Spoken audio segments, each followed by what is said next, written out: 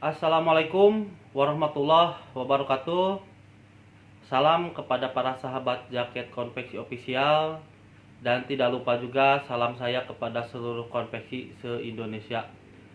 Nah, pada kesempatan video kali ini saya akan menjawab sebuah pertanyaan dari teman saya. Jadi dia baru memulai konveksi, tapi sudah berjalan ya. Nah, berhubung ini momennya mau libur lebaran, mau pada mudik. Nah, jadi dia bertanya, Kang, gimana sih cara memberi THR kepada para tukang jahit? Karena menurut pemahaman dia, jadi THR ini tuh biasanya buat diperuntukkan yang mempunyai atau sistem gaji bulanan.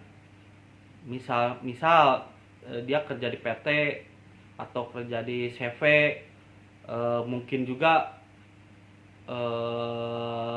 apa kerja di kantoran ataupun pekerjaan apapun itu, tapi sifatnya dengan gaji bulanan. Nah, biasanya THR itu diperuntukkan untuk yang gaji bulanan. Nah, sedangkan kalau para penjahit itu kan sistemnya borongan, jadi dihitung gajinya itu dari per potong ataupun dari per piece. Nah, dia bingung gimana sih cara memberi THR kepada para tukang jahit. Nah, mungkin saya akan menjawab pertanyaan ini menurut pemahaman saya dan menurut pengalaman saya.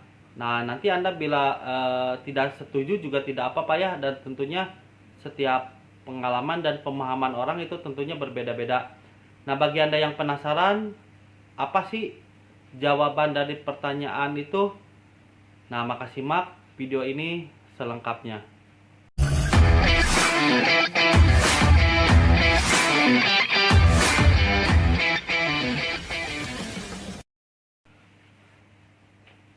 Nah, kurang lebih pertanyaannya seperti itu ya teman-teman.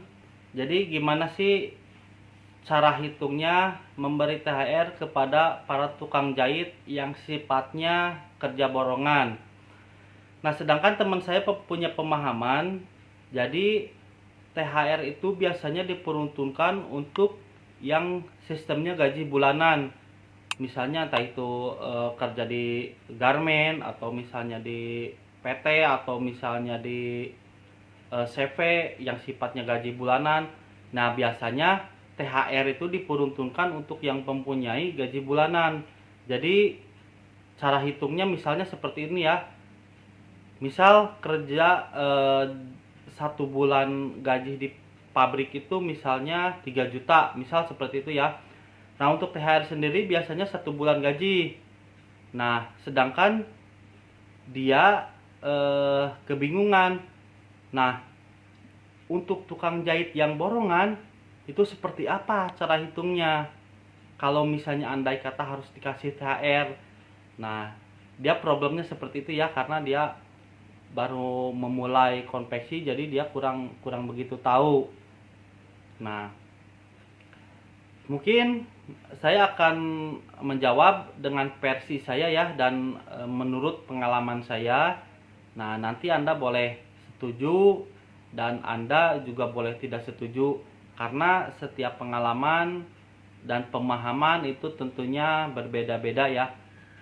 Nah, untuk saya pribadi, cara menghitung sistem THR buat karyawan itu sesuai kemampuan kita. Nah, dan saya juga dari 5 pegawai, dari 5 karyawan itu saya suka dibedakan. Karena apa? Karena saya melihat dari 5 orang ini tuh dari skill dan kemampuannya itu berbeda-beda, dan dari masa dia kerja ngikut sama kita.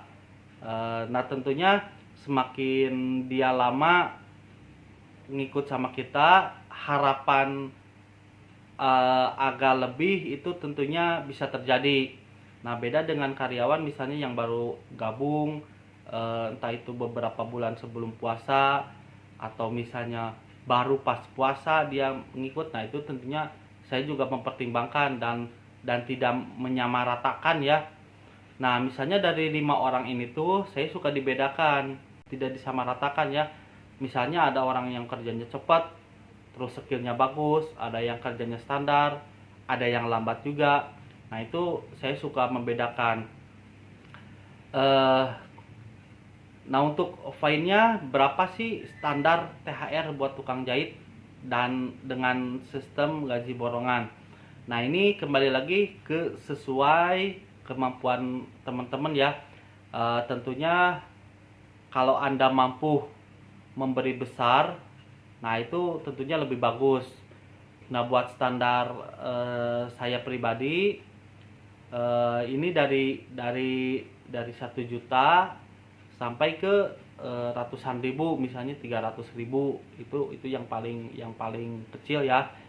Nah, ini sekali lagi mungkin ini bukan sifatnya bukan THR ya, jadi sifatnya cuma ngasih bonus lah, seperti itu.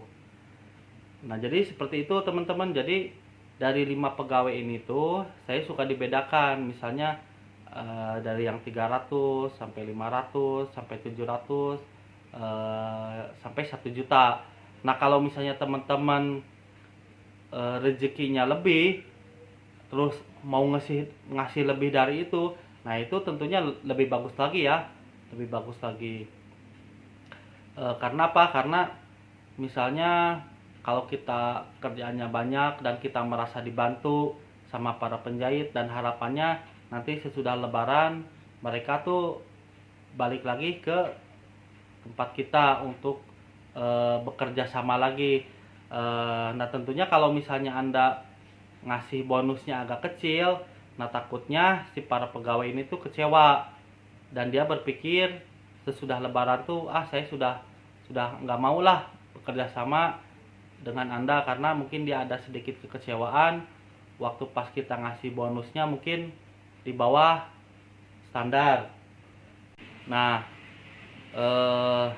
seperti itu ya pemahaman saya, dan sekali lagi Anda boleh setuju dan Anda juga boleh tidak setuju. Bahkan ada beberapa teman saya yang sama mempunyai konveksi, dia selain ngasih bonus berupa uang, dia juga selalu ngasih bingkisan, entah itu misalnya sembako, misalnya entah itu makanan, entah itu pakaian, ada juga yang seperti itu. Jadi selain dia ngasih uang, dia juga ngasih bingkisan. Nah, itu tentunya lebih bagus. Dan ini kembali lagi saya tekankan sesuai kemampuan Anda. Jadi kalau misalnya Anda mampu memberi lebih, ya itu tentunya lebih baik ya. Nah, kalau misalnya Anda pas-pasan, nah tentunya kita juga harus menyesuaikan, dan tetap sebisa mungkin itu diusahakan kita harus mengasih yang minimal untuk mengganti ongkos lah, kurang lebih seperti itu ya. Nah, mungkin itu saja ya teman-teman. Mudah-mudahan video ini bermanfaat bagi Anda yang baru tahu gimana sih cara mengasih bonus kepada para pegawai yang sistemnya gaji borongan. Nah, terima kasih juga bagi Anda yang sudah mendukung channel ini, dan bagi Anda yang baru menemukan channel ini, kami minta dukungannya juga untuk meng-subscribe channel ini dan mengaktifkan loncengnya supaya nanti Anda dapat notifikasi video kami terbaru ya. Dan tentunya kami juga biar lebih semangat dalam membuatkan video selanjutnya. Oke, sekian dari saya. Wabillahi taufiq wal hidayah. Wassalamualaikum warahmatullahi wabarakatuh.